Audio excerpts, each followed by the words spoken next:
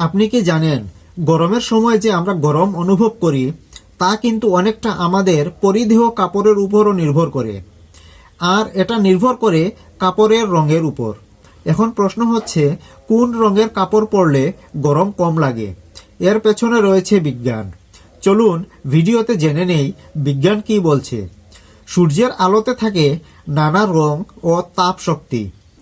কালো বা লাল কাপড় বেশি তাপ শোষণ করে এবং সাদা কাপড় বেশিরভাগ আলো প্রতিফলিত করে, ফলে সাদা কাপড় তাপ কম শোষণ করে।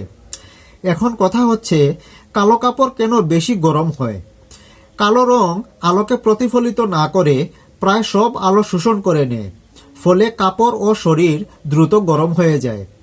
অন্যদিকে সাদা ও হালকা রঙের কাপড়ে তাপ কম আটকে থাকে এবং শরীরের ঘাম সহজে বাষ্প হয়ে উড়ে যায়, ফলে শরীর ঠান্ডা থাকে। তাছাড়া রঙের পাশাপাশি কাপড়ের ধরনও এখানে ভাইটাল রোল প্লে করে।